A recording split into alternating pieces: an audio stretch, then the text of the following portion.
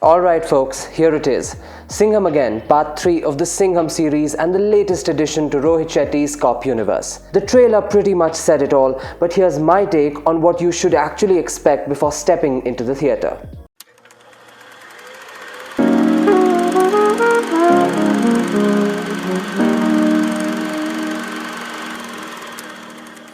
Let's be honest.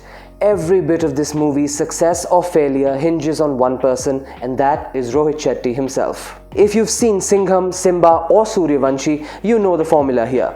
It's just these old movies amped up 2, maybe even 3 times, but without much more substance. So what story does Rohit Shetty try to squeeze in here? Well, the legendary Singham family saga, complete with Bajirao Singham, his wife Avni, their aimless son and a bunch of police officers he calls family. When Singham, now stationed in Kashmir, gets attacked, the story begins to lurch forward. But prepare yourself.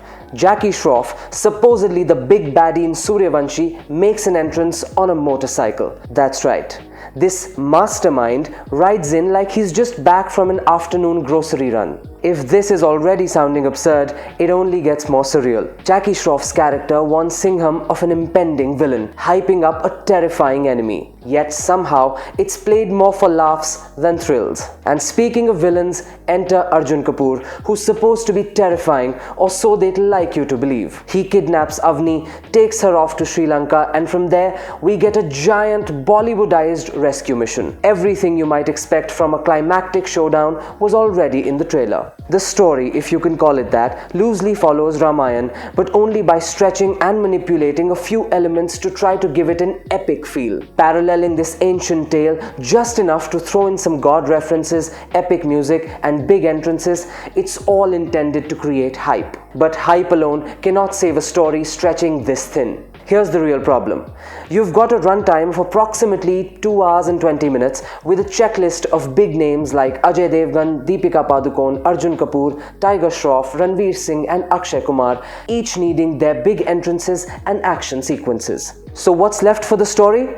Not much. It's like a fireworks show where every explosion is forced to be louder than the last without regard for the overall experience. Rohit Shetty cranks the volume up to full blast. By the time I was halfway through, I'd already conditioned myself to just go along with it. I mean, there's a place for popcorn movies, but even they need to deliver on their basic promises. Here, you're just drowned in sound and spectacle until you're numb. One of the moments that was supposed to be epic ended up as almost comedic. Singham is held by goons and he's delivering his famous dialogue.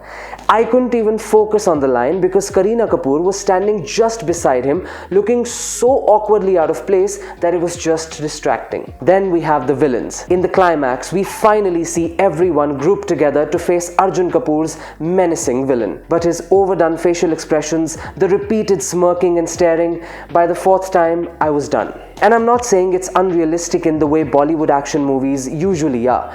We've got cars flipping, a helicopter hovering, the usual stunts. But the villain, this supposedly unstoppable foe, is reduced to a farcical caricature by the end. Every scene builds him up just to deflate him entirely by the time the climax comes around. Honestly, Arjun Kapoor's build-up was decent. His entrance music set the frame nicely, but then they overplay it. His intense look, cool the first couple of times, but by the 10th, it just becomes laughable. To Rohit Shetty's credit, getting all these actors in one frame is an achievement, but the majority of them are essentially cameos. They're given their moment and then they're gone, popping back only to push the story to its inevitable ending. Singham Again is exactly what you'd expect from Rohit Shetty. Over the top, heavy on the hype, but without much of a story to support it. We get Tiger Shroff's abs, a decent Akshay Kumar action scene with wonky CGI, and a lot of slow motion shots of the main cast. Here's the bottom line. If you love Rohit Shetty's films and all their over-the-top antics,